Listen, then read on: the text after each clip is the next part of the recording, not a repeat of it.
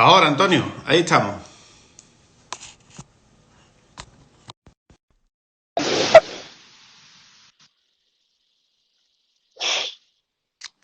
Esta vez sí.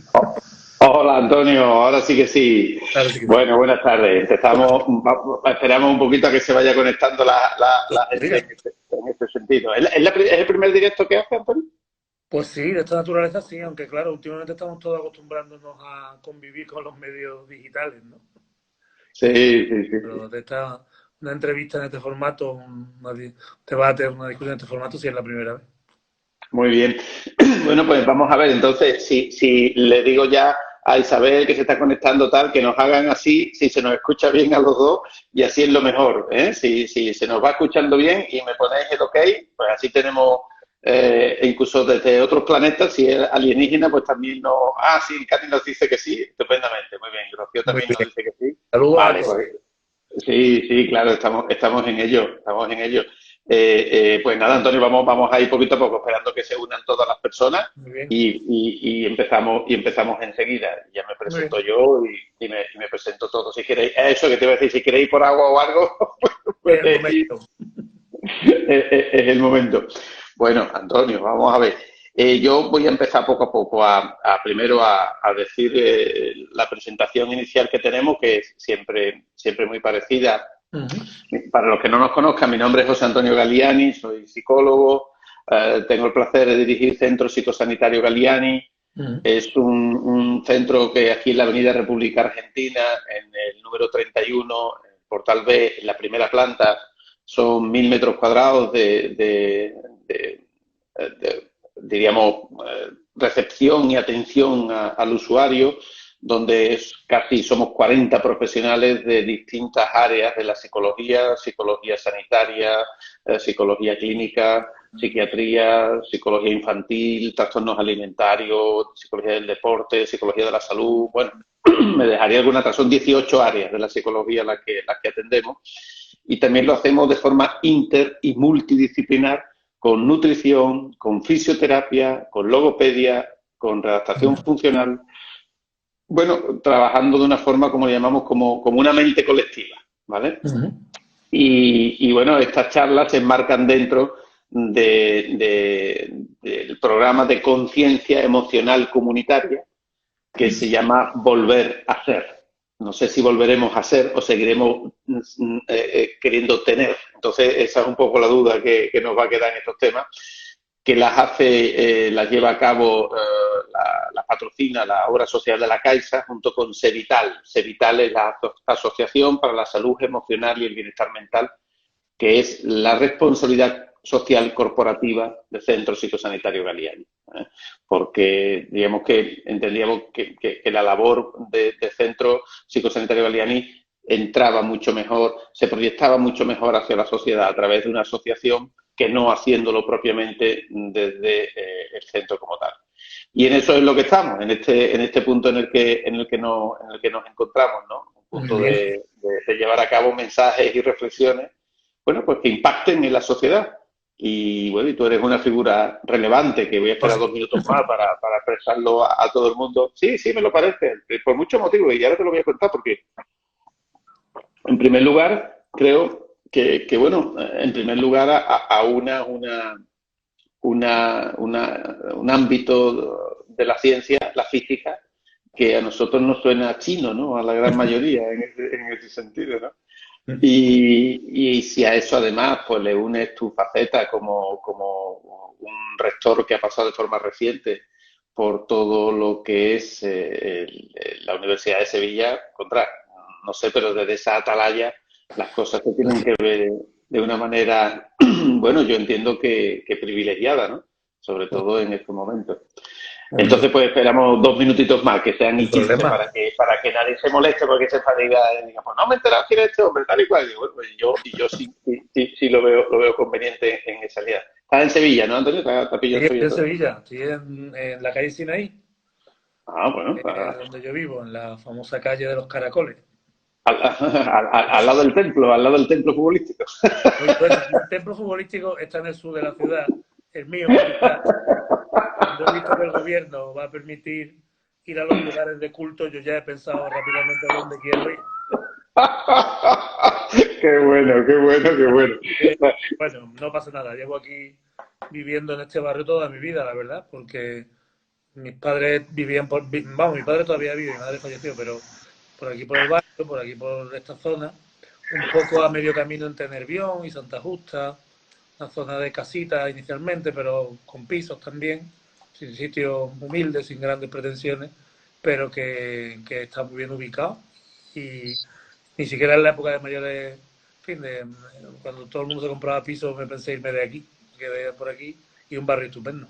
Un barrio muy barrio, ¿verdad? Mucha arraigo de barrio, ¿verdad? Sí En que la que además está de estar confinado, pues el hecho de que la calle Sinaí sea una calle con tantas tiendas de cercanía, de proximidad, pues muy cómodo porque realmente sales a la puerta de la calle y tienes de todo, ¿no? Y como digo, muy bien ubicado, me permite ejercitar mi mayor afición, que es dar paseo por Sevilla. Así que claro, voy andando a todos lados, ¿no? Una maravilla. claro. Suerte. Hola, Monse, buenas tardes. Bueno, pues ya nada, nos queda nada, 30 segundos. Ahora, ya empezamos. Son las 8:15. Bueno, pues buenas tardes a todos los seguidores que tenemos y ya hemos hecho el prólogo 2 minutitos antes y ahora os paso directamente a presentaros al invitado de hoy. Antonio Ramírez Arellano, catedrático de Física de la Universidad de Sevilla, ex rector de la Universidad de Sevilla del año 2012 a 2015. Bueno, yo hoy creo que, repito, nos vamos a acercar al mundo académico, al mundo universitario de su mano, pero lo primero es preguntarte por ti, Antonio, por cómo está viviendo Antonio, la persona, toda esta situación, toda esta crisis sanitaria. Pues afortunadamente, desde la perspectiva personal, bien, de mi familia también bien. No ha habido afortunadamente incidencia de la enfermedad cercana a la familia, aunque sí ha afectado a algunos amigos y sobre todo amigos y personas conocidas de Madrid, que es donde el impacto parece haber sido más grande, ¿no? De tal manera que desde esa perspectiva y sobre todo los primeros días con una enorme preocupación, pero luego, pues como me imagino todos, hemos ido haciendo estas circunstancias que lo que me han obligado, como cualquiera, a reorganizar mi vida, pero me imagino que como casi todos los que estamos teletrabajando, al final se descubre que teletrabajando se trabaja mucho, porque el día no tiene horas, ni hay cafelito, ni hay la caminata a la oficina, y entonces al final las 8 horas, las 9 horas son seguidas y son duras. Pero bueno, al final, como te digo, me he hecho bien, yo creo, ¿no? Y como digo, afortunadamente, pues sin efecto sobre la familia. Antonio, un catedrático de física ve la vida y ve esta situación de un modo distinto. Pues yo creo que no. En primer lugar, hombre, pues porque en primer lugar los sentimientos y en fin, la sensibilidad humana, pues igual que cualquiera. Pero sí que hay una perspectiva un poquito distinta, ¿no? Por intentar buscarla, ¿no? Y es por el entrenamiento profesional que tenemos, lo mismo que me imagino que de la perspectiva de un psicólogo, ¿no? Pues o de un trabajador social, o pues hay una perspectiva muy peculiar de las cosas, pues en el caso de los físicos se nos entrena habitualmente para preguntarnos por las causas últimas de las cosas. En los problemas muy complejos, intentar despejar, por así decirlo, el ruido e ir a hacernos preguntas fundamentales para descubrir relaciones fundamentales, ¿no? Y entonces, pues desde esa perspectiva no la puedo evitar, porque es la que tengo entrenada. Incluso en momentos como este, pues también me toca, vamos, la ejerzo de manera inconsciente, por así decirlo, ¿no? Intento ir a preguntarme por la esencia del efecto, la razón de las cosas, de las consecuencias que puede haber, de los cambios profundos que se pueden producir y esa preocupación me imagino que la tenemos todos de la perspectiva que tenemos entrenado. Antonio, ¿y qué preguntas se hace un catedrático de física en una crisis sanitaria? O sea, ¿cómo proyecta su introspección sobre, en este caso, el mundo de la física, sobre la crisis sanitaria? Pues la crisis sanitaria y económica derivada de la cuestión, yo soy efectivamente profesionalmente físico, soy físico experimental, me dedico a hacer experimentos para probar las teorías de otros, ¿no? Sería en la serie esta Big Bang, que conoce seguramente todo el que está viendo esta conexión, pues sería Leonard Hofstadter, el físico experimental que trabaja con máquinas, con aparatos, monta experimentos para probar teorías de otros, ¿no? Es una disciplina que a lo mejor podemos pensar que no es una disciplina muy relacionada con las ciencias humanas, ¿no? Las ciencias sociales, ¿no? Pero tengo otra vertiente porque estudié economía cuando ya estaba sentado en la universidad por un interés personal, me aproximé sobre todo porque la economía es una de las aplicaciones más importantes de las matemáticas, que es lo que verdaderamente me animó a estudiar física y que me gusta.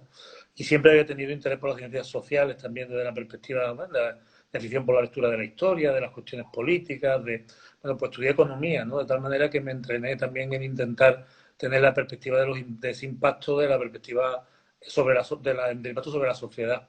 Porque esta crisis va a tener esos dos impactos. Evidentemente, en primer lugar, es una crisis sanitaria que nos ha llevado a dudar de si éramos capaces de abordarla, ¿no? De si no se iba a producir una pandemia con efectos, desde luego es terrible hablar de las decenas de miles de muertos que se han producido, ¿no? Y de afectados, pero que se llegó a pensar que iba a ser incontrolable y terrible, ¿no? Esa es la primera incertidumbre enorme que nos hace sin duda reflexionar, hablando en términos que decía de causas últimas y de las cosas profundas, pues bueno, de nuestra debilidad como especie de la naturaleza, de que a veces nos olvidamos de esa conexión Antonio, que nos condiciona constantemente, nos afecta en nuestras cuestiones y tendemos a creernos a veces superiores y a perder un poquito la conexión con esa realidad, que esto creo que es importante que nos quede ya mirando al futuro, ¿no? De que somos una especie que somos frágiles como seres vivos, pero a la vez somos fuertes porque somos capaces de reaccionar como sociedad. Y eso me lleva a la otra parte que te decía, ¿no? A la perspectiva de lo que el efecto que va a tener esto sobre la economía, que es mi otra especialidad, mi otro mundo de trabajo, porque luego, en el tiempo que estoy en la política, pues a lo que me he dedicado, a usar la economía, a intentar hablar de economía, ¿no? Y aquí, como la realidad social se va a ver afectada por esta realidad sanitaria, ¿no? Los vínculos entre las personas, la forma de actuar en público, pues va a haber un impacto económico que ni siquiera es fácil conocer cuál va a ser todavía. Y como va a haber un impacto económico, va a cambiar la realidad del empleo y de las empresas. Y como el empleo y las empresas son la realidad sobre la que se construye los recursos para que las sociedades funcionen, pues va a tener un efecto que es complejo. Y como digo, lo que estamos trabajando, los que estamos en esto, es intentando hablar de las causas profundas y de los... Como la física es siempre estudiar fuerza igual a masa por aceleración, causas y efectos, ¿no? Pues lo mismo con la y, economía, de causas y efectos. oye, Antonio, y en tu condición como catedrático ¿No? de física, ¿tú crees que esto que ha ocurrido es física pura? Es decir, la naturaleza, por decirlo así, se ha puesto en su sitio y nos ha puesto en nuestro sitio. Cuéntame, desde tú como Pues mira, catedrático de física. eh, la realidad es que los seres humanos tenemos, como digo, esa tendencia a la falta de humildad, ¿no? A pensar que, porque hemos sido capaces, debido a nuestro desarrollo intelectual, ¿no? De dominar en parte a la naturaleza, de conseguir cosas, bueno, pues francamente increíbles. La primera de ellas es ser capaz de vivir 8.000 millones de personas en el planeta Tierra. Eso es algo increíble, ¿no? Con los recursos que hay, ¿no? Como capacidad de resistencia como especie, pues es muy notable, aunque somos una especie joven sobre el planeta Tierra todavía, llevamos poco tiempo, pero la inteligencia ha sido un factor que ha, en fin, potenciado nuestro éxito como especie, ¿no? Pero de vez en cuando nos recuerda a la naturaleza que estamos pendientes de sus fuerzas fundamentales, entre las cuales hay fuerzas físicas, fuerzas, en fin, la gravedad, los volcanes, las grandes catástrofes naturales que son con las que se conviven más habitualmente, pero perdemos la conexión con esta realidad que estamos compuestos por células y esas células pues reaccionan ante la presencia de microorganismos extraños y esos microorganismos extraños nos llegan a través de, bueno, en este caso, como casi todas las grandes epidemias humanas, pues se trata de enfermedades que están en los animales y que en nuestra convivencia con ellos se terminan afectándonos y que su primer impacto es terrible porque nos arrasa. Ese es el primer impacto que solemos tener. Y como digo, comparado con otras epidemias históricas, esta nos ha afectado todavía poco. Pero bueno, no podemos olvidar que eso es así, no tenemos que olvidar de qué estamos hablando. Este microorganismo, nuestra información genética la replicamos a través del ADN, pero este microorganismo es un virus, se multiplica a través, prácticamente, por decirlo así, un mineral, es tan sencillo que es una cadena de ARN, ni siquiera de ADN, que bueno, se multiplica, sabe multiplicarse cuando se aloja en un ser vivo como nosotros y es capaz de complicar, nos envenena, es capaz de complicar el funcionamiento de nuestras células y, bueno, pues todo eso está gobernado finalmente por principios físicos, químicos, etcétera, etcétera. Pero de la perspectiva social y de las personas, lo más importante es recordarnos siempre que esas leyes fundamentales de la naturaleza son leyes fundamentales y conexiones que no podemos nunca evitar, que siempre están ahí y que las ganamos, somos capaces de derrotarlas, por así decirlo, a través del uso de nuestra inteligencia y de nuestra potencia como sociedad, la colaboración entre nosotros. Antonio, ¿tú crees, si usáramos un término religioso, ¿tú crees que esto es un castigo? Y si usáramos términos físicos, ¿crees que esto es un aviso? No es un castigo para nada. En fin, yo creo que ha habido la humanidad lo que hace es gestionar las crisis, ¿no? O sea, que ha habido una crisis sanitaria que se ha expandido muy rápidamente, esa ha sido una de las principales características que ha tenido, pero no tenemos que olvidar que lo que llevamos del siglo XXI ha habido ya 5 pandemias, 5 nada menos. Lo que pasa es que esta ha sido la que se ha propagado más rápidamente y nos ha generado una situación de indefensión tremenda porque inicialmente los índices de mortalidad eran tremendamente altos para lo que estábamos acostumbrados y ni siquiera, como se ha demostrado por lo que dicen expertos en la materia, se tenían muy bien caracterizadas las consecuencias del virus y tampoco se tenían muy bien caracterizados los tratamientos y las metodologías de abordarlo, ¿no? Bueno, pues eso lo hemos desarrollado muy rápidamente, estamos hablando de poco más de, en pocos meses, ¿no? 2 o 3 meses estamos ya en una situación muy distinta y desde luego, como bien advierten siempre los expertos en esto, haya o no haya vacuna, que se está trabajando en ella, pues ya saben cómo abordar este mal. Y cuando si hay un rebrote, pues no será igual que lo que hemos tenido ahora. Pero lo que de verdad ha pasado ha sido una crisis de gestión. Lo que hemos demostrado, lo que se ha demostrado, es que la manera de gestionar estas crisis tiene dificultades. Países que estaban más acostumbrados a gestionarlas han respondido mejor. Yo siempre pongo como ejemplo Corea. Corea del Sur le preguntan que por qué ha funcionado tan bien en Corea del Sur el sistema para detener la pandemia en la escala que hemos conocido en Europa y su respuesta es muy simple. Es que ellos han sufrido varias de estas pandemias consecutivamente, tienen a China al lado, donde la convivencia con estos animales salvajes que transmiten estas enfermedades todavía es demasiado íntima, esto es algo que se tiene que abandonar en una sociedad moderna. Es inviable vivir tanta gente, millones de personas en las ciudades compartiendo sin cuidado con los animales el espacio si no se cuida muy bien, porque este es un ejemplo muy animales salvajes, ¿no? Ejemplo claro. Bueno, pues cuando hablan los expertos de Corea, pues simplemente te dicen que allí la sociedad, si se les advierte de que viene una pandemia, pues está entrenada a saber cómo tiene que actuar, a distanciarse socialmente, a llevar mascarillas, a saber cómo usarla, a entender cuál es la situación. Y para nosotros que es la primera vez que nos ha pasado en nuestro periodo, que recordemos a todos los que estamos hoy aquí y a la sociedad nuestra, ¿no? Entonces no hemos sabido interpretar los tiempos, esta es la verdad, pero nosotros como país España tiene una tradición muy interesante, es una sociedad muy abierta, hablamos constantemente y siempre tenemos una especie de facilidad para autoinculparnos de cosas, echarnos la culpa de todo, creer que lo hemos hecho peor que nadie y esto pues no es así, ¿no? Hay un ejemplo que quizás la gente no está viendo, debería conocer. La gripe de 1919 comenzó, eso está muy bien acreditado hoy, en los Estados Unidos, una gripe que mató a 50 millones de personas en el mundo, una epidemia de gripe, ¿eh? Y todavía no tenemos una vacuna simple para la gripe, por lo tanto las cosas no son tan fáciles. Bueno, pues esa epidemia se conoce internacionalmente como la gripe española, porque sucedió en medio de la Primera Guerra Mundial y todos los países de la Primera Guerra Mundial tenían implementados sistemas de censura, o sea que no se podía hablar de la gripe, de la epidemia en esos países. Y como en España sí se podía hablar de la gripe, pues todos los demás determinaron llamarla la gripe española. De manera que tenemos ya una tradición de ser tan abiertos y hablar tanto las cosas y tener en fin, ese sentido de a todos buscarle un culpable y tal, que rápidamente pues otros nos creen, ¿no? Entonces tenemos que tener Bueno, mucho cuidado. por lo que decía Cervantes hace 500 años, un poco Quijote, ¿no? Sí, porque es que simplemente nos parece que el mundo no nos está escuchando, pero imaginemos que estamos en nuestra casa y escuchamos que el vecino y su familia no hace más que insultarse y demás. Nuestra opinión sobre ese vecino, esa familia seguramente es mala, ¿no? O pensamos que tienen algún problema, ¿no? Pues aquí nos pasa igual, nosotros los españoles, yo creo que no es una cosa mala desde el punto de vista psicológico, porque probablemente eso nos permite digerir bastante bien nuestros problemas cuando los hablamos casi a gritos, por así decirlo, ¿no? Pero el resto del mundo nos escucha y bueno, pues dice, pues nada, como sigamos así, esta va a ser también una pandemia española, como sigamos de esta manera, porque no hacemos más que la culpa de todo es nuestra, cuando la realidad Claro. no ha sido así. España ha reaccionado tarde, pero ha reaccionado tarde todos los países, ha reaccionado tarde otros países mucho peor que nosotros, y bueno, lo que tenemos es que aprender. Eso es lo que yo creo que tenemos que aprender, que tenemos que concluir de esta situación. Aprender a una nueva realidad que nos obliga a reaccionar rápidamente ante estas situaciones y a saber cómo tratarlas.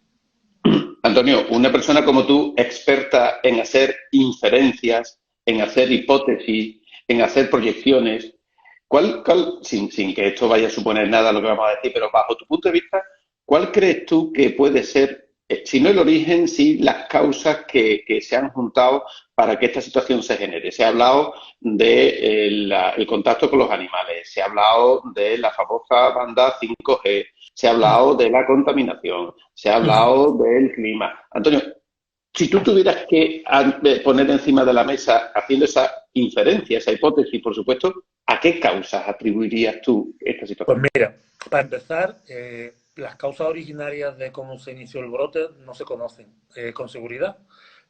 No es descartable que sea una causa natural porque ya ha habido otras en el pasado muy parecidas que han sido naturales, por lo tanto no tenemos por qué descartarlas. Se habló también de un laboratorio que hay en Wuhan, donde se hacen experimentos con virus, pero vamos, tenemos que pensar que en todos los lugares donde se hace investigación biomédica se hacen experimentación con microorganismos que son muy peligrosos y que nos obligan a tener un control enorme. Aquí en España también, vamos, que no tenemos que en esto considerar algo extraordinario.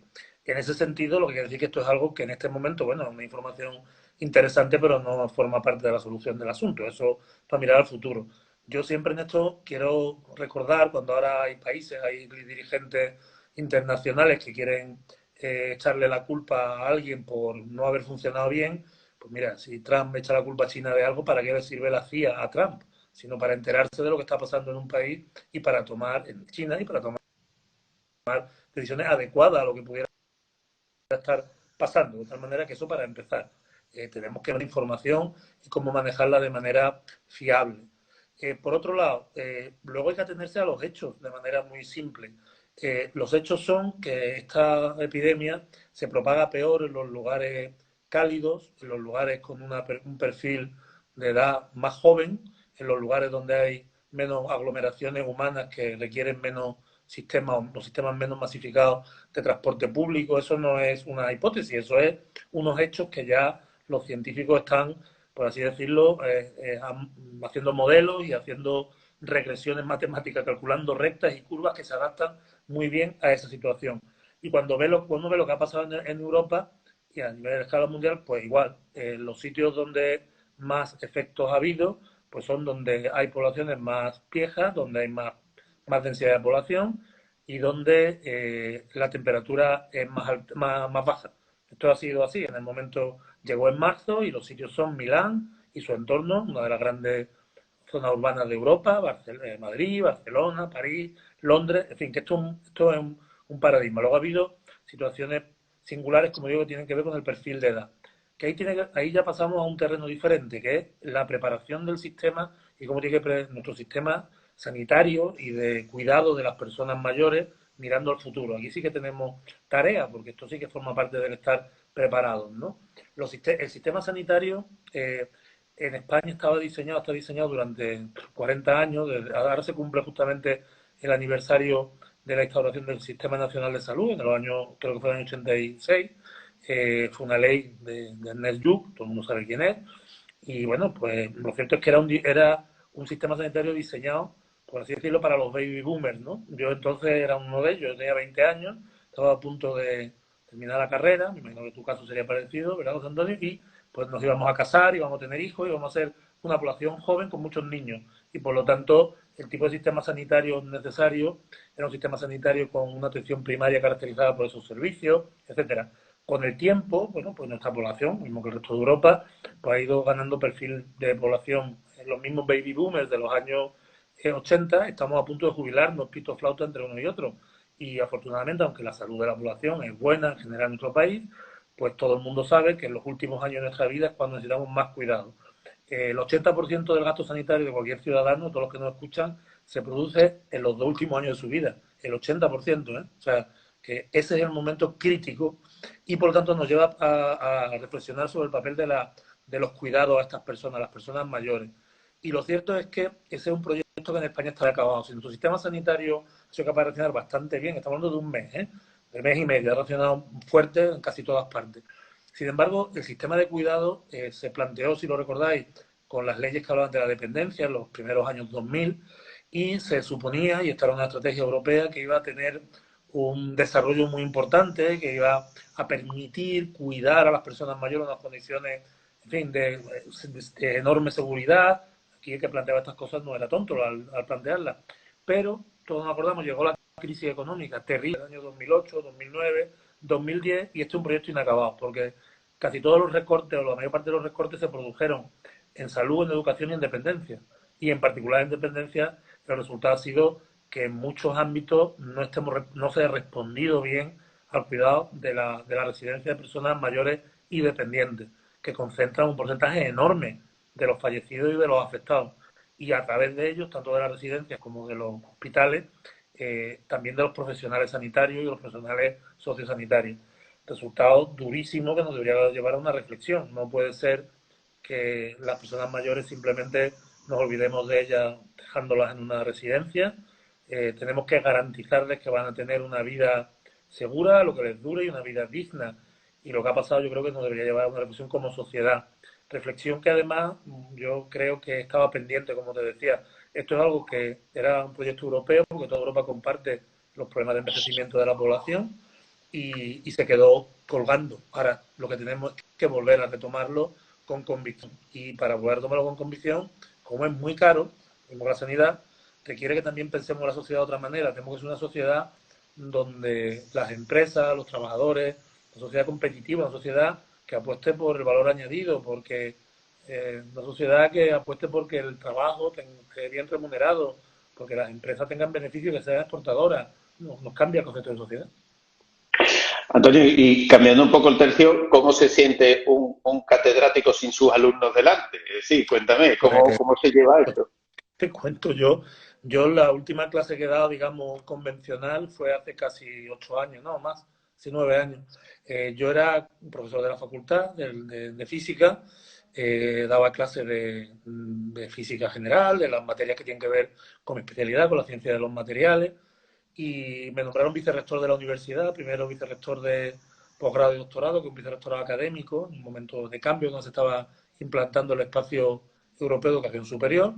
Luego fui vicerrector de infraestructuras, el que se encargaba de los ladrillos, de todas estas obras que veis de la Universidad de Sevilla, hoy en Sevilla, que están acabadas y tan bonitas, la Facultad de Derecho, la Facultad Nueva de Educación, toda esta zona de Ramón y Cajal, ¿no?, que está tan bonita, y otras, pues me tocó a mí en la época que había que construirlo. Aquello fue una época complicada y en aquella época se daba clases con normalidad, pero luego desde que fui rector ya dejé de darla, porque el cargo de rector no es compatible con la docencia.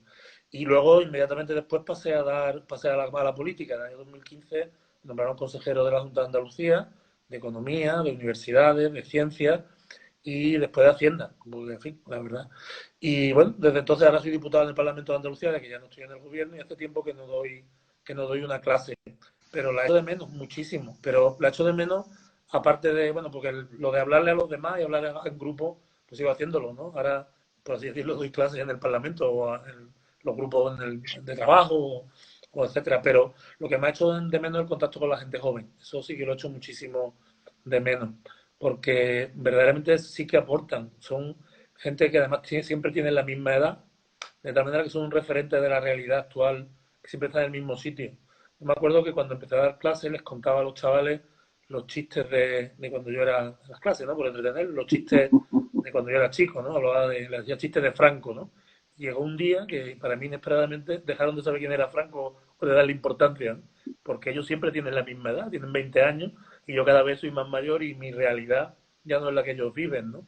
Pues entonces eso es una componente preciosa para una persona, tener la posibilidad de tener siempre una conexión con las personas que van a ser las protagonistas del futuro.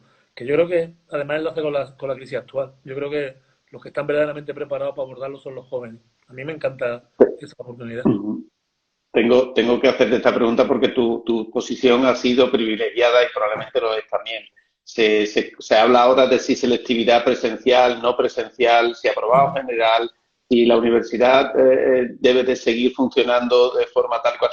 Cuéntame tu posición, tu punto de vista Pues ante todas mira, estas cuestiones. el aprobado general es una injusticia, no puede ser, tiene que ser, a los estudiantes hay que calificarlos porque lo que ellos esperan es justamente que se reconozca su esfuerzo, que estamos hablando de una cultura que nunca se debe perder, que es la cultura del esfuerzo y de la excelencia, eso es lo que debería, eso es lo que debería ser nuestro proyecto de sociedad, que las personas deben recibir educación y deben estar formadas y deben además ser protegidas por la sociedad, dándole sanidad, en fin, dándole recursos, impulsos, para que expresen todo su potencial personal, para que su talento se refleje en el bien común y en el bien hacia los demás, ¿no? Y esa cultura del esfuerzo debemos protegerla lo que podamos. Lo que pasa es que en la realidad política y mediática se confunden los términos, mucho, muy habitualmente. Entonces, lo que los gobiernos están planteando, que es un problema práctico, es que todos los estudiantes en general pasen al curso siguiente, no que aprueben, sino que pasen al curso siguiente, porque es que necesitan entrar los alumnos de primero, que si no pasan al curso siguiente, el sistema educativo se bloquea. Y lo que están planteando los distintos gobiernos, todos, de todos los partidos, es que se evalúe este curso fundamentalmente con las evaluaciones ya cerradas y que en el curso próximo aquellas personas que no hubieran superado las materias, tras una formación complementaria adecuada, pues se tuviera en cuenta esa situación para la promoción ya al siguiente curso. De manera que nada más lejos del aprobado general, que es un concepto que no debe ser. Lo digo, y sobre todo lo digo porque se debe diferenciar los niveles de la gente que se esfuerza. Es decir, ya no es por el aprobado, es por el sobresaliente, por el notable, por esas cosas que son importantes para la gente. En la universidad ya no aplican esos conceptos, porque en la universidad no hay un curso en el sentido convencional, sino que las personas aprueban sus asignaturas una a una y bueno, la gente tiene otro planteamiento. Se suele perder de vista algo fundamental cuando se habla de la universidad, es que la universidad se da una especie de milagro educativo, ¿no? Y es que las personas que están sentadas en clase no son menores, son adultos. Son adultos que se nos suele olvidar a los profesores universitarios, que lo mismo que están allí sentados, mañana pueden ser el alcalde de su pueblo, el alcalde de su ciudad, presidente del gobierno de España. Pueden serlo. Tienen pleno derecho. Por eso están llamados a participar en el gobierno de la universidad, porque son unos usuarios del sistema que representan a la sociedad con todos sus derechos. No son niños chicos, no son una delegación de alumnos que colaboran con el profesor para tener un contacto, sino que deben estar implicados, ¿no? Pues aquí es un poquito diferente, porque realmente nuestro sistema universitario, el de Europa en general, pero nuestro sistema universitario, que ha sido durante décadas, durante un siglo, un sistema de entrenamiento para aprobar unas oposiciones, ¿verdad? Era un sistema donde nos entrenaban, no teníamos esa forma de entrenarnos, ¿no? Compartíamos la forma de examinarnos, no entendíamos por qué el plan de estudio tenía que estar en el BOE, no entendíamos esas cosas, nos parecían raras, ¿no? Claro. Eso tiene que cambiar, ¿no?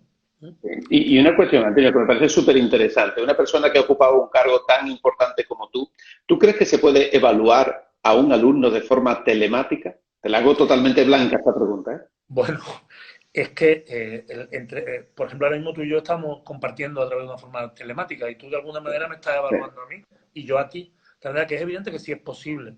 Lo que pasa es que, como te digo, durante mucho tiempo las universidades han planteado el sistema de formación a través de repetir en las aulas lo que se hacía en unas oposiciones. Es evaluar a través de un examen pensando en unos meros contenidos que estaban en el Boletín Oficial del Estado y nada más. Y el profesor, lo único que hacía, el profesor universitario, era facilitar a los estudiantes la elaboración de los apuntes, por así decirlo, y que el estudiante, pues poco menos que se buscaba la vida, ¿no? Pero esto es algo que tiene que cambiar, porque hoy en día ya no son tan importantes los contenidos. Eso los psicólogos lo saben muy bien.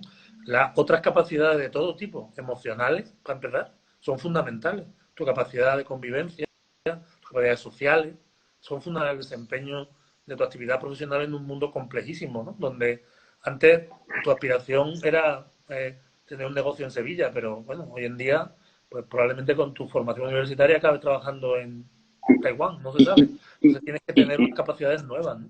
Entonces te y no decía, crees tú, hay que buscar fórmulas que permitan evaluar esas capacidades y los medios online deben producirlo. Si somos tan inteligentes como para innovar en todo, ¿cómo no vamos a innovar en materia educativa, formativa? yo ahí quiero decirte varias cuestiones que yo siento y pienso. Es decir, primero, a mí me parece que los profesores tienen una parte muy importante de responsabilidad en haber llevado a cabo una evaluación de esas características por un punto de economía de esfuerzo. Te lo digo como lo siento, ¿eh? Porque creo que es mucho más fácil mucho más fácil generar una evaluación de un modo como tradicionalmente se viene haciendo, que tú estar uno con uno, esforzarte en hacer preguntas más o menos diversas, captar el conocimiento del alumno, el know-how que tiene y tú luego evaluarlo. Entonces, yo creo que también el profesorado tiene que tener su responsabilidad en este tema, porque al final los alumnos estudian en función de cómo se les evalúa. Esa es la realidad. O sea, los procesos metacognitivos, los procesos metaevaluativos, al final el alumno estudia en esas circunstancias. Entonces, yo creo que es muy importante que ahora los decanos, hablamos de universidades, los decanos y, por supuesto, las personas de máxima responsabilidad como rector, pues debe de apretarle un poquito los machos, ¿no? A esos profesores universitarios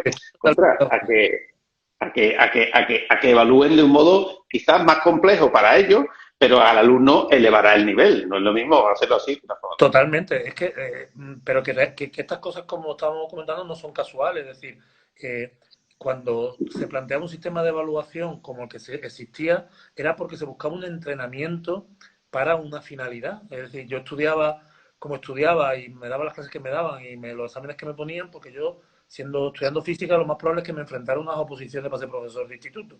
Y me entrenaban con esa finalidad.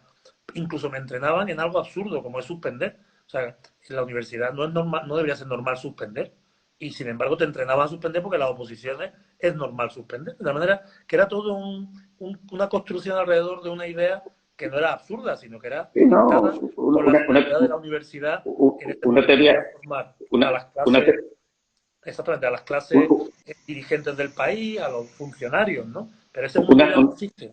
No, claro, no, una teoría lamarquiana, ¿no? Hago la forma en función de la función, ¿no? eso es. Eso es. Entonces, como tú bien dices, yo coincido contigo. Ahora hay muchos compañeros míos que mantienen la evaluación, digamos, en un sentido tradicional, porque una parte importante por comodidad. Pero eso está cambiando. Como digo, la gente joven ya viene, los profesores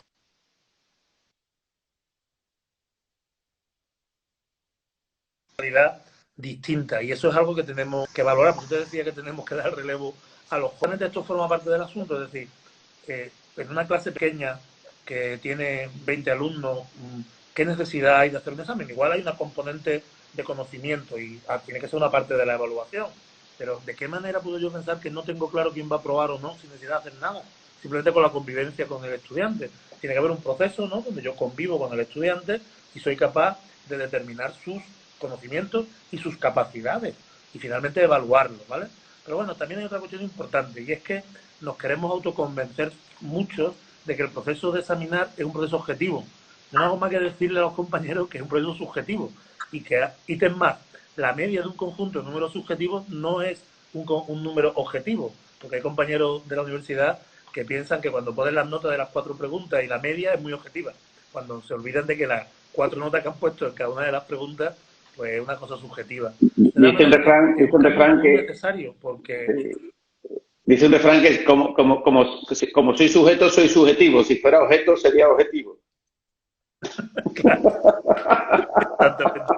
Pues la cuestión es que la cuestión es que tienen que darse esas circunstancias. Y hoy en día la universidad en España, en Andalucía, desde luego, ya no está compuesta de clases masificadas ni de nada que pudiera explicar una coyuntura complicada, ¿no? Tiene que verse, tiene que hacerse un esfuerzo por evaluar de acuerdo además a aquello que hemos escrito, porque esto que estamos hablando es una cuestión que está escrita en los planes de estudio. Hoy en día los planes de estudio ya no son como antes te decía, una cosa que sale en el BOE con una relación de temas, ¿no? Ya no es así. Vienen los temas, pero también vienen las capacidades que tiene que desarrollar el alumno, si tiene que hacer prácticas, si no, con qué contenidos, con qué funciones. De manera que uno debería adaptar su capacidad de evaluar a lo que escribe.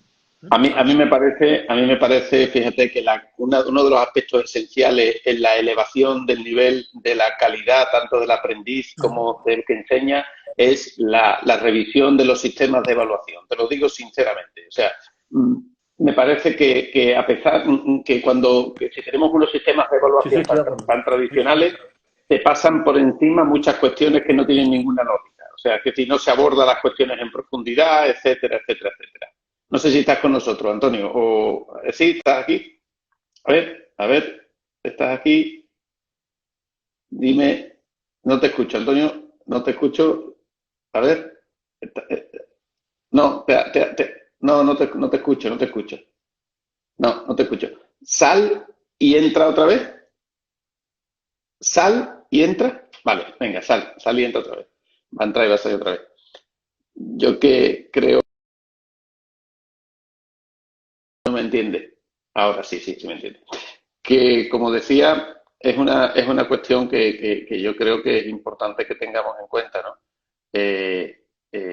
Al final, la forma de evaluar, la forma de evaluar es esencial en todo este tema. Vamos a ver si ahora nos escucha y nos lo dice. Seguro que va a estar con nosotros en un segundo.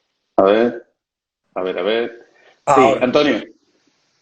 Ahora, mira, te decía perdona, que, ahí venía. nada, te decía que una materia puede estar muy bien construida, muy profunda, pero si al final el alumno, que es a lo que va, a ver la ley del mínimo esfuerzo, porque voy a ver qué es lo que me va a preguntar, da igual, porque reducimos a 4 cosas todo el contenido. Totalmente de acuerdo. Todo tiene que cambiar es más, lo que te digo es que va a cambiar en ese sentido seguro. Si lo que pasa es que existe una resistencia en el sistema, porque los profesores más mayores que entramos en el sistema hace eso, en los años 80, ¿no? Pues nos resistimos al cambio. Es lo que nos entrenaron y nos resistimos al cambio. Es una actitud humana. Pero es un cambio que es inevitable, porque además ya la gente joven, yo lo digo porque veo a mis hijos, ¿no? Y la gente joven ya está en otras claves y nos va a demandar otras cosas, ¿no? Y los mismos profesores jóvenes que van llegando, pues ellos ya se manejan con total tranquilidad y seguridad con los medios telemáticos y tienen otra cosa en la cabeza ya. O sea, que este cambio se producirá seguro, ¿eh?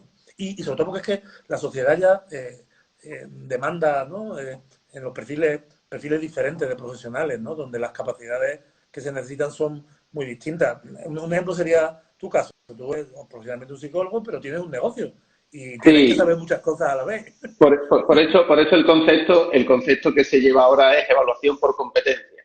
Exactamente, Es decir, capacidades, competencias. bueno, las capacidades serían como subelementos de las competencias. Exactamente, eso es. ¿Sabes lo que te digo? O sea, Perfectamente. también, evidentemente, eso pasa en la selección de personal. Cuando nosotros, te hablo, en nuestro centro tenemos el área de empresas y cuando tenemos que hacer selecciones para grandes, medianas o pequeñas empresas, nosotros ponemos un método evaluativo que se llama evaluar por competencia. Cada una de esas Uh-huh, competencias tiene una serie de capacidades y cada una de uh-huh. esas capacidades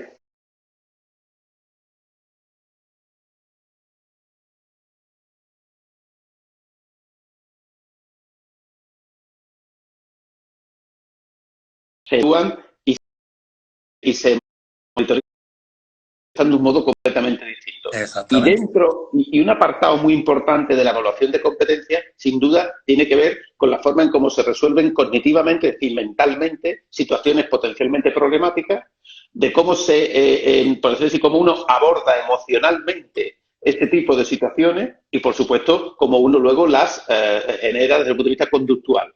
Y esto, Uh-huh. esto es la esencia, porque los que de una forma u otra al final terminan generando ciertos puestos, voy a decir en la práctica privada, ¿vale? No voy a entrar en la pública, Uh-huh. pero ciertos Uh-huh. puestos en la práctica privada son aquellos cuyas competencias emocionales son más altas en ese sentido, por su liderazgo, por su capacidad de aunar empatía, no sé, por muchas cuestiones en esa línea. Totalmente.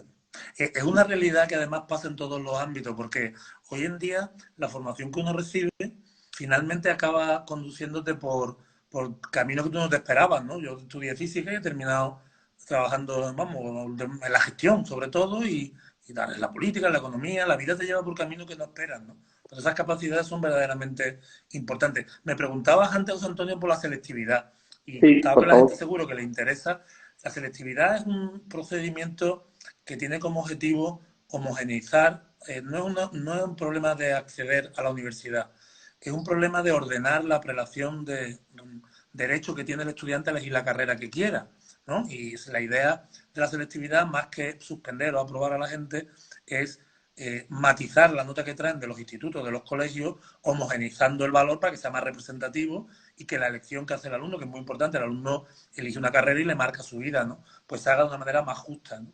Pero claro, como estábamos diciendo antes, se hace con unos procedimientos que todavía son muy antiguos, que no evalúan las capacidades, lo que hace el estudiante es un examen.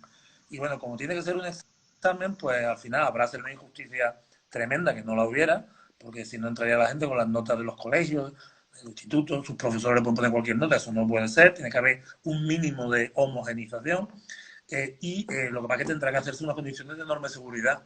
Por eso se está planteando en el mes de julio, cuando el desescalamiento del que se habla sea suficiente y sin duda va a requerir una cantidad de recursos tremenda. Es decir, que en cada aula de la universidad pues entrarán, si antes entraban 50 alumnos, ahora entrarán 20 y se necesitarán el doble de aulas y condiciones de seguridad. Pero vamos, para el mes de julio las cosas mentalmente van a ser muy distintas, porque ya estaremos acostumbrados bastante más de lo que estamos ahora, dentro de 2 meses, a convivir con esta distancia social nueva.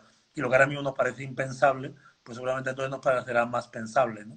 Y bueno, y nos tenemos que acostumbrar un tiempo. Pero bueno, para la tranquilidad de la gente se celebrará y será normal. Y lo que parece ser que se va a hacer es que, para mejorar, porque claro, no todos los estudiantes han dado todos los contenidos del curso, ¿no? Lo que se va a hacer es aumentar las opciones, las respuestas, para que tú puedas elegir el problema que quieres hacer y bueno, ya está. Para el que te hayan explicado en clase, no otra cosa. No cabe duda que en esto nuestra condición animal nos ayuda, porque parece que el hombre es un animal de costumbre, ¿verdad? Pues entonces nuestra condición animal nos va a ayudar para la adaptación un poco en ese sentido. Fíjate lo que hemos aguantado en esta etapa aquí en casa, 40 días sin salir. Se aguanta, increíble.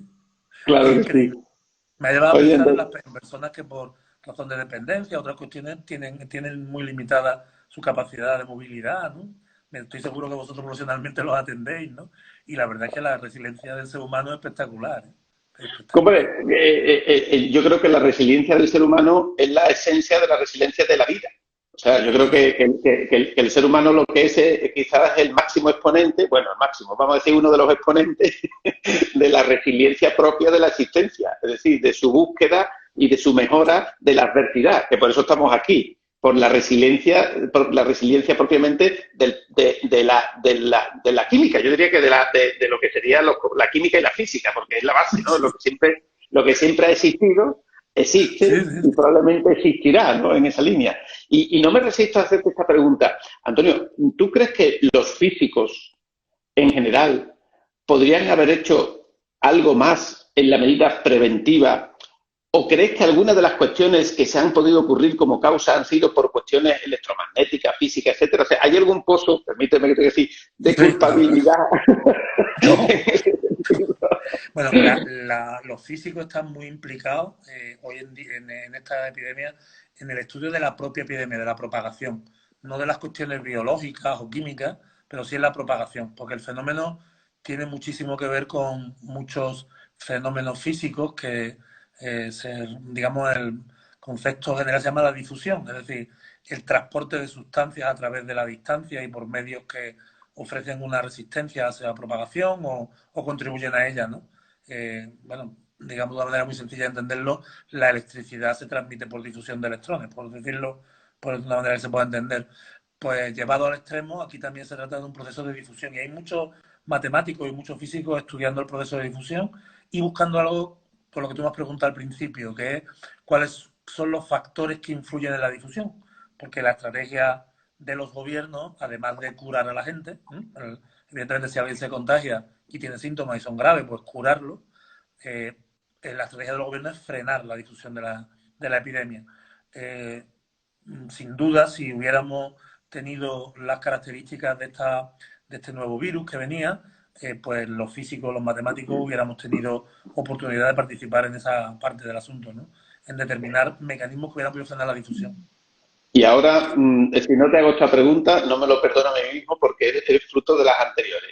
Tú has sido, o eres, perdón, político y Uh -huh. eres también técnico y asesor. Uh -huh. El político escucha al técnico, al asesor, y el asesor tiene la sensación de que el político lo escucha, porque mi impresión es que, como se ha dicho alguna vez en esta charla, me dijeron que el político le reprocha al asesor de que no sabe de política, que dice cosas que obviamente luego no son, por decirlo así, reproducibles en un medio político, ¿no? Y el asesor le dice al político que es que no entiende de la materia, que lo que está haciendo no tiene nada que ver. Cuéntame tú que estás en los dos lados de la trinchera. Pues mira, yo lo que he aprendido, pero esto es una cuestión que he aprendido a lo largo de mi vida, que es que uno siempre debe escuchar al que sabe, con independencia de cualquier otra cosa, escucharlo. Cada cual tiene en una circunstancia unas determinadas responsabilidades. En este caso, todos los gobiernos, desde el Ayuntamiento, la Diputación, el Gobierno de la Junta de Andalucía, de España, tienen unas responsabilidades.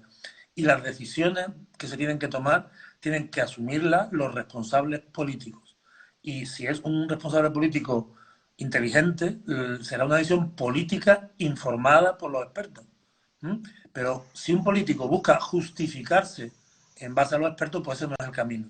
Lo mismo que un experto no debe reflexionar desde la perspectiva o condicionarse por la perspectiva política. Debe dar su opinión técnica. Y si el político decide no hacerle caso, esa no es una responsabilidad técnica, es una responsabilidad política, porque las circunstancias políticas pues son las que son, como te acabo de comentar. En la gripe de 1918, los políticos de muchos países determinaron no hacer pública la información, con el resultado de 50 millones de muertos. Pero no porque no lo supieran los técnicos, sino porque había una guerra, y ese era un caso extremo, que todo el mundo entiende. Esa guerra pues implementaba unos sistemas de censura, ¿vale? Entonces, las decisiones políticas y las técnicas están en planos distintos.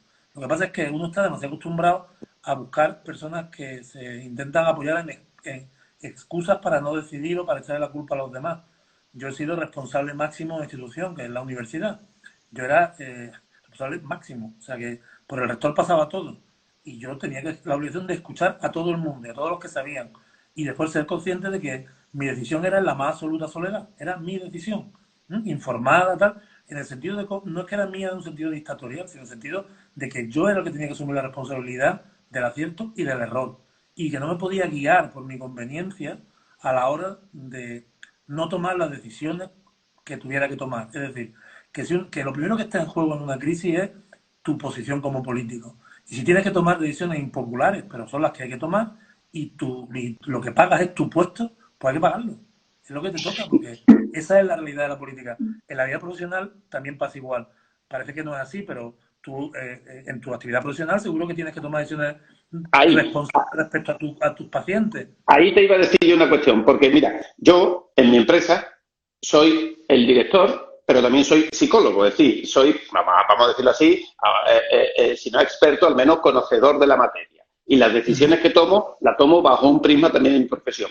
¿Tú no crees que se echa en falta que los dirigentes políticos, sobre todo en puestos clave, sean también, si no expertos, al menos conocedores de la materia, porque tendrían una mayor capacidad de poder asimilar aquello que se está expresando desde los expertos, Antonio?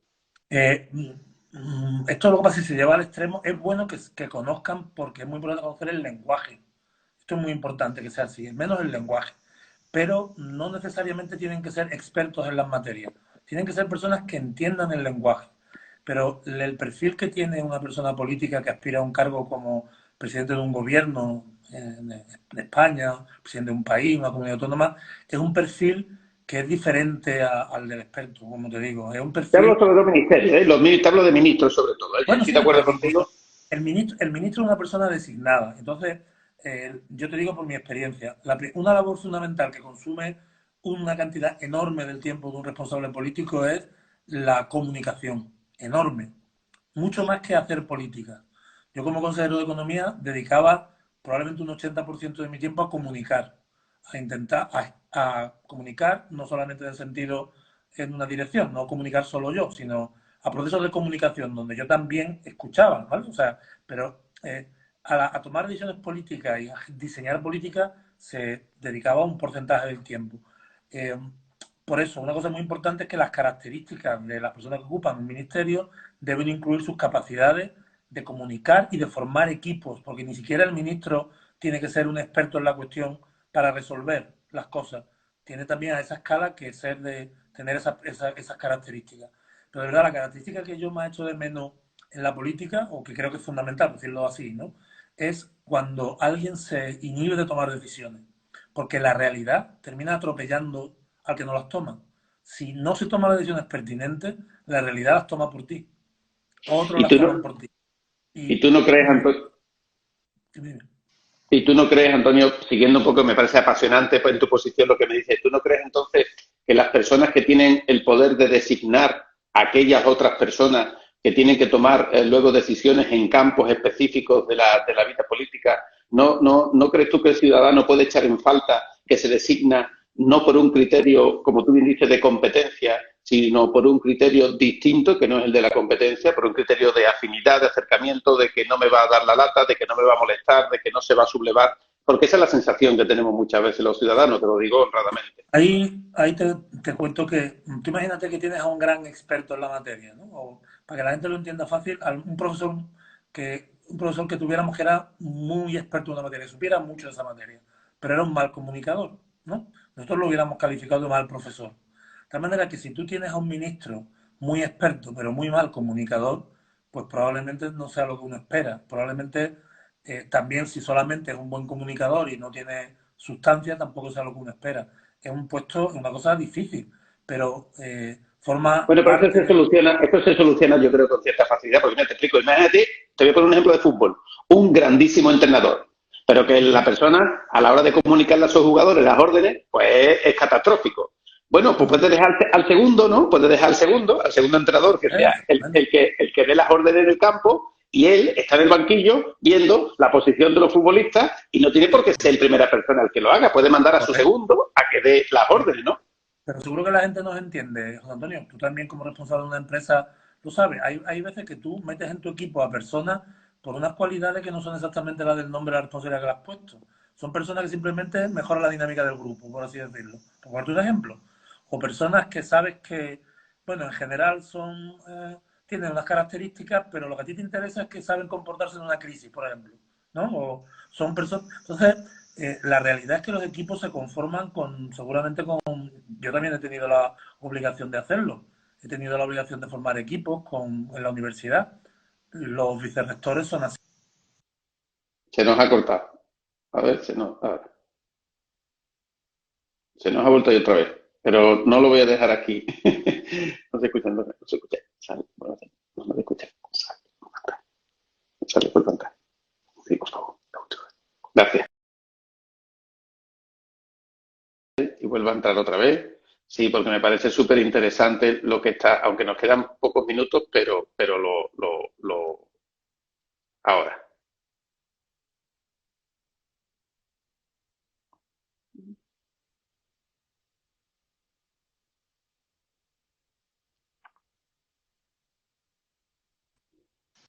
Es que, aunque estamos al Otra vez. final, Antonio, me parece súper interesante. Aunque estamos al final, me parece súper interesante tu reflexión, por favor. Lo que te decía es que ¿por qué motivo nombré yo a los vicerrectores? Como rector tenía la capacidad de nombrar a quien me diera la gana vicerrector. Tenía que cumplir las condiciones académicas, pero bueno, en la universidad hay miles con esas características académicas. Evidentemente por su capacidad, ¿no? Sin duda, ¿no? Pero también porque era importante en el equipo de gobierno hubiera una representación homogénea de la universidad, de distintas facultades, de distintas sensibilidades, de gente que era más de la perspectiva de las humanidades o de la perspectiva de las ciencias experimentales, con las especialidades clínicas, ¿no? O sea que los motivos por los que uno forma un equipo son variopintos, pero lo importante no es, en un equipo no son los individuos, tú lo has dicho antes, es el equipo. Entonces, el problema es cuando nos olvidamos de que eso es así, de que las cosas no funcionan porque haya un líder solo, el líder tiene que tener unas cualidades, ¿no? Pero su equipo es lo que le da lo hace grande. Pues mira, me pone el Instagram que falta 1.52 para que nos corten el pienso. Me la paso aquí arriba en el cartel. Antonio, de verdad, me encanta la charla que hemos tenido. Un auténtico placer estar contigo. Decirte que nos has iluminado, a mí también el primero.